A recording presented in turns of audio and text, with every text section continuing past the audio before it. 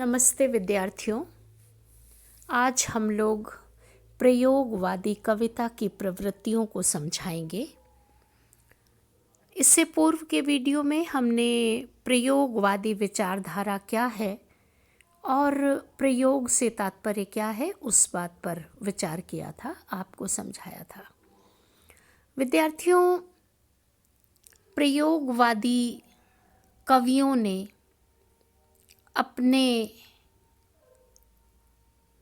परिवेश,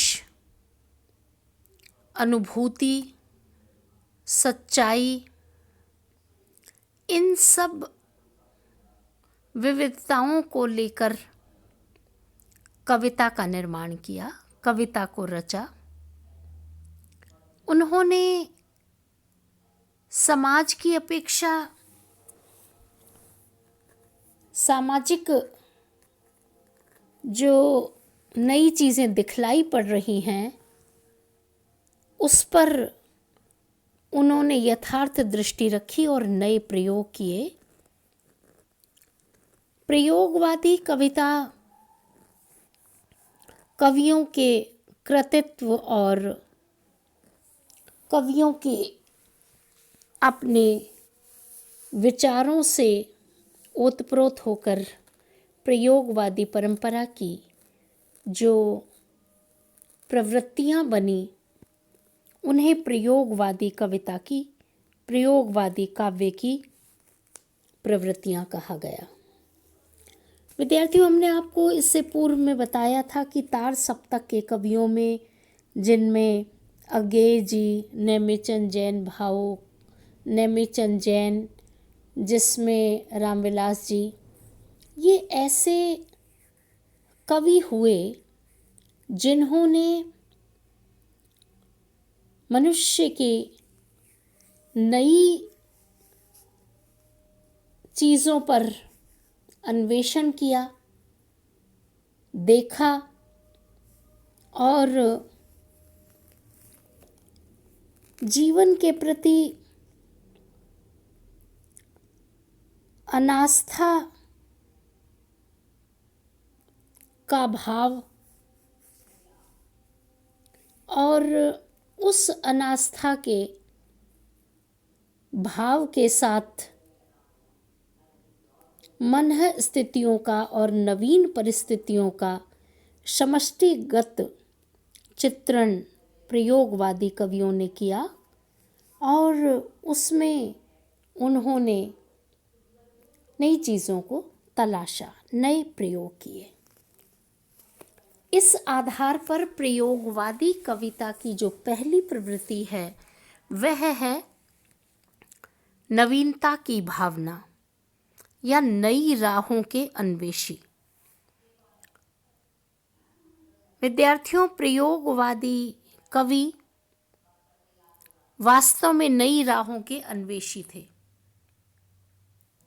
उन्होंने अपनी कविता का आधार अन्वेषण को बनाया और अलग अलग विषयों को खोज कर भी उसमें नवीनता लाने का प्रयास किया। अलग पथ की खोज प्रयोगवादी कविता की विशेषता है और विशेष रूप से अज्ञेय की कविताओं में नई राहों का अन्वेषण दिखलाई पड़ता है, रूप के आधार पर भी और वस्तु के आधार पर भी। उनका एक उदाहरण दृष्टव्य है। तेरा कहना ठीक जिधर मैं चला, नहीं वह पथ था, मेरा आग्रह भी नहीं रहा, मैं चलूं उसी पर, सदा जिसे पथ कहा गया, जो इतने इतने पैरों द्वारा रौंदा जाता रहा कि उस पर कोई छाप नहीं पहचानी जा सकती थी। तो अज्ञेय जी ने अपनी कविताओं में नई राहों का अन्वेषण किया और ठीक इसी प्रकार से सभी कवियों ने नए तथ्यों को, नए रहस्यों को, नई प्रतीकों को, अपनी बात को नए रूप में सामने रखा। दूसरी प्रवृत्ति है समसामयिक प्रभाव। विद्यार्थियों, प्रयोगवादी कविता में समसामयिक प्रभाव, कविता की काव्यधारा काव्यधारा की जो भी प्रवृत्तियां रही उसमें समसामयिकता से कभी भी कविता अछूती नहीं रही और प्रयोगवाद में पाश्चात्य जगत का चिंतन, विचारधारा, उसके विचारवाद और समसामयिक प्रभाव, चाहे हमारी अपनी राष्ट्रीयता, अपने देश के स्तर पर हो, चाहे पाश्चात्य जगत के स्तर पर हो, प्रयोगवादी कवियों ने इसे स्वीकार किया है। और अज्ञे ने इस प्रभाव को स्वीकार करते हुए कहा है कि जो नई कविता है वह नई कविता नई चेतना की बात करती है। तो आज का कवि मशीन की बात करेगा, आज का कवि अपने अनुकूल बात करेगा, आज का कवि ताल या ध्वनि के लिए प्रयोगवादी काव्य को हितकर मानेगा। इसलिए प्रयोगवादी कवियों ने समसामयिकता का प्रभाव, आधुनिक यांत्रिकरण का प्रभाव, औद्योगिक युग की वस्तुओं, भारी मशीनों की गड़गड़ाहट के साथ यंत्रों, कलपुर्जों की ध्वनि का आभास भी प्रयोगवादी कविता में दिखाई पड़ता है। अज्ञे की बावरा अहेरी कविता में इसी प्रकार के वातावरण का चित्रण किया गया है, जिसमें मशीनी कलपुर्जे, जिसमें बिजली घर के उपकरण, भोंपू, इन सब की आवाज़, ध्वनि के प्रति प्रयोगवादी कवियों में एक अलग तरह की संवेदनशीलता दिखलाई पड़ती है और उसे वे अपनी कविताओं में अभिव्यक्त करते हैं। अगली तीसरी प्रवृत्ति है विद्यार्थियों, मध्यवर्गीय समाज का यथार्थ। यह प्रवृत्ति इससे पूर्व की कविता में भी प्राप्त होती है और प्रयोगवादी कविता में जो मध्यवर्गीय समाज का चित्र है वह हास्योन्मुख है, वह रास की तरफ से उन्मुख है। यानी प्रयोगवादी कवियों ने सच्चाई के, सत्य के जिस नए प्रेषण की खोज की थी वह सत्य इसी मध्यवर्गीय समाज का था। विद्यार्थियों, आप लोगों ने मुक्तिबोध का नाम सुना होगा।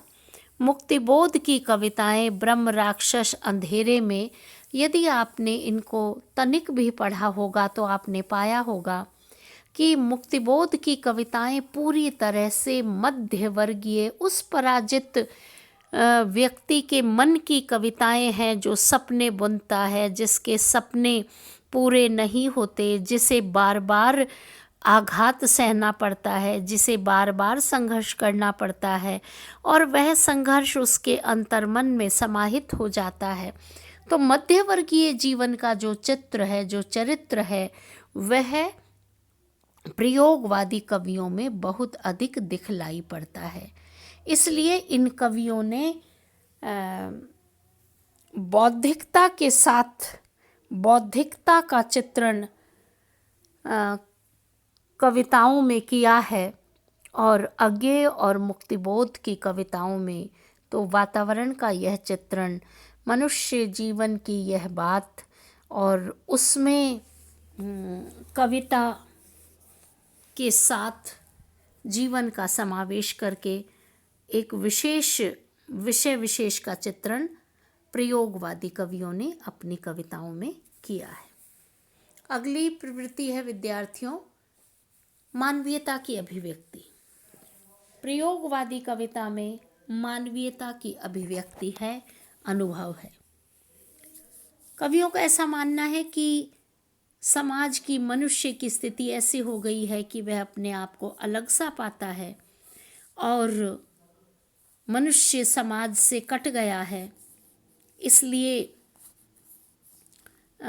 इस कविता में वैयक्तिकता को प्रधानता दी गई है और कवियों ने इस पीड़ा का अनुभव किया और किसी किसी कवि ने तो दार्शनिक स्तर पर इसकी अभिव्यक्ति की। और कवि की पंक्तियाँ, दुख सबको मांझता है और चाहे स्वयं सबको मुक्ति देना वह न जाने, किंतु जिनको मांझता है उन्हें यह सीख देता है कि सबको मुक्त रखे। तो कवियों ने वैयक्तिकता की बात की है।